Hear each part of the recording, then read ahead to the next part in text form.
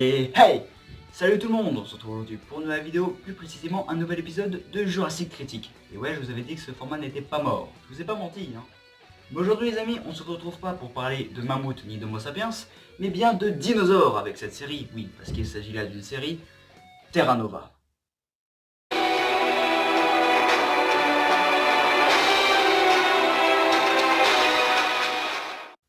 Bon, et bien avant de réellement commencer la critique, je vais vous resituer un petit peu dans le contexte. Terra Nova est une série américaine de une saison comportant 13 épisodes, sortie en 2011. La série est dirigée par la 20th Century Fox, pourtant ce sera bien notre légendaire tonton Steven Spielberg qui en sera le producteur. Et au niveau du casting, ça passe, surtout qu'on a quand même le légendaire Stephen Lang. Ah quel homme, quel charisme! Donc du coup on partait plutôt du bon pied, hein, parce qu'au cas où, Steven Spielberg c'est quand même le réalisateur de ça là. Donc il y avait trop à être confiant. Comme dans le Jurassic Critique précédent, en premier je vais faire un petit résumé de la série, après je vais parler des points positifs et des points négatifs, que ce soit au niveau scénaristique ou paléontologique. Maintenant qu'on est prêt, c'est parti. Terra Nova, ça se déroule en 2149, à une époque où la Terre ressemble presque comme deux gouttes d'eau à Vénus. Ah si je vous jure, hein, si on les met toutes les deux côte à côte, là comme ça, on fait presque pas la différence. Et comme ça devient sacrément craignos sur Terre, les scientifiques ont décidé de donner une seconde chance à l'humanité. Pour ce faire, ils ont créé un voyage interdimensionnel qui permet de voyager dans le temps aléatoirement. Je dis bien aléatoirement. Et là, imaginez que le portail ouvrait sur la crise Permien-Trias. Ça aurait été encore plus craignos. Mais au final, le portail va ouvrir au Crétacé supérieur à l'étage du Centonien. Et Dieu sait que là-bas ça grouille de dinos.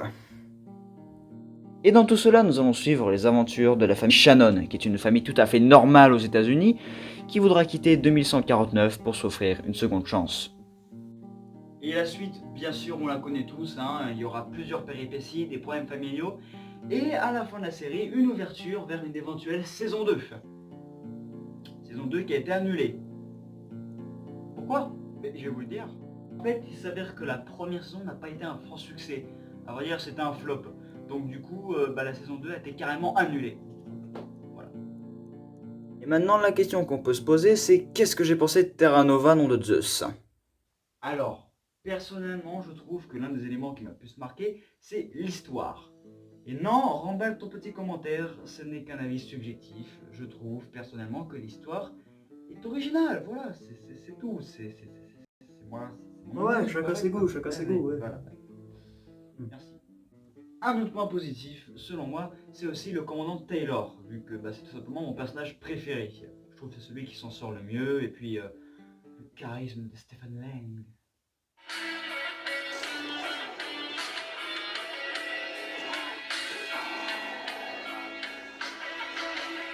Et un autre point, on arrive enfin, je trouve c'est plutôt les effets spéciaux.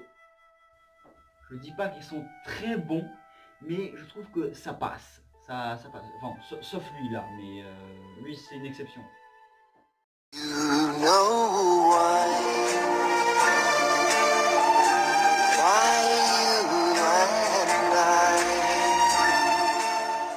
Alors le premier reproche que j'ai à faire à la série, c'est la famille Shannon. Je trouve que c'est une famille qui est vue et revue et re-revue et encore revue.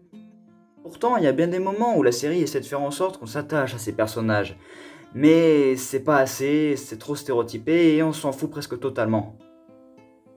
Et autre point négatif de la série, ce sont les dinosaures. Les dinosaures sont censés être les éléments principaux de la série, on est d'accord.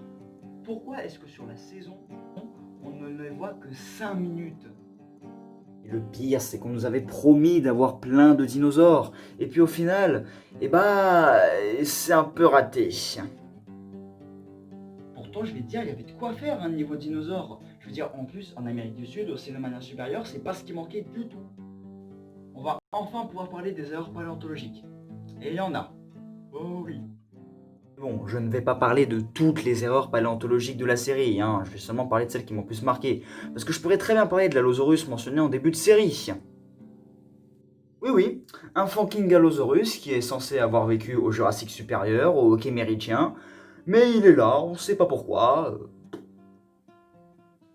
Après, on a l'arrivée des Carnotaurus. Eux, par contre, c'est bien. Eux, ils doivent rester là. Hein. Ils ont vécu au Cénomanien, en Amérique du Sud. C'est nickel. Eux, franchement, c'est mon coup de cœur. Enfin, je veux dire, ils sont bien là où ils sont. Si ça pouvait rester comme ça tout le long de la série. Dans vos rêves. Pour la deuxième scène, on se retrouve avec la petite gamine face à...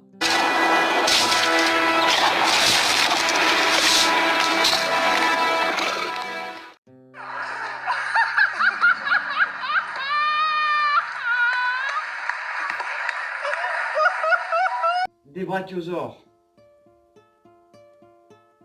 Bon bah là, comme l'Allosaurus, ils ont rien à foutre là. Et là, les amis, on va arriver à quelque chose que je ne comprends pas. Pourquoi vous faites ça? Je ne sais pas, expliquez-moi, nom de Zeus. Mais il y a un moment dans Terra Nova où nos héros se retrouvent face à des faucheurs. J'ai pas réussi à trouver le nom de la vraie bestiole.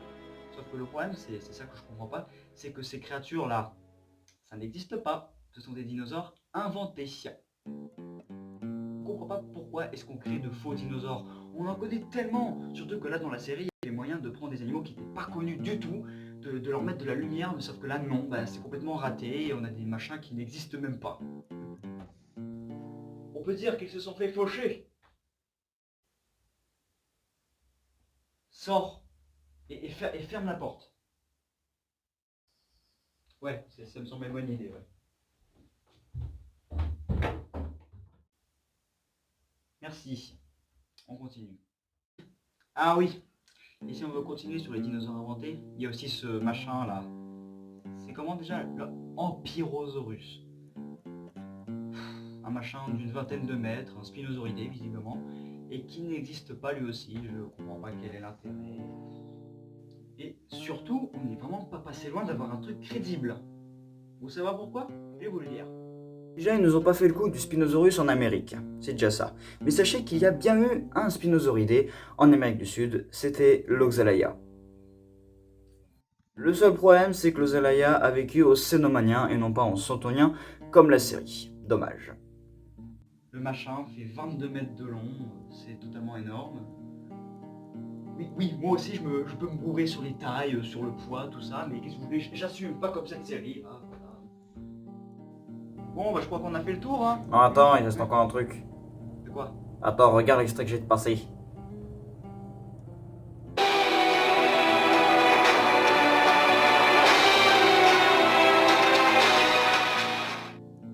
Vous avez vu quelque chose, hein? Moi je crois que j'ai vu quelque chose, ouais. Repasse le machin.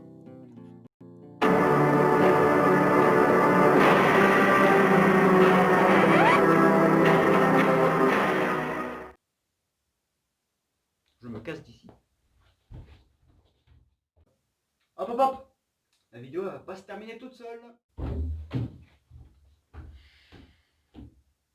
Je fais ça pour vous.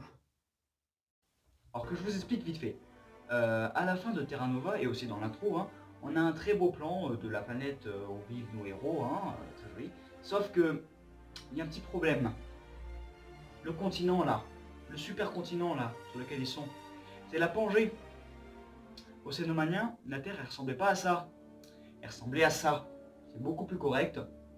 Alors que ça là, c'est... Non. On peut dire qu'ils ne se sont pas penchés dessus. Toi, ta gueule, tu sors. Oui, je me casse à jamais. Oui, je suis vulgaire maintenant, mais ça, je l'ai toujours été. Et pourtant, malgré tous ces défauts, j'ai passé un bon moment dans cette série. Ouais, j'assume.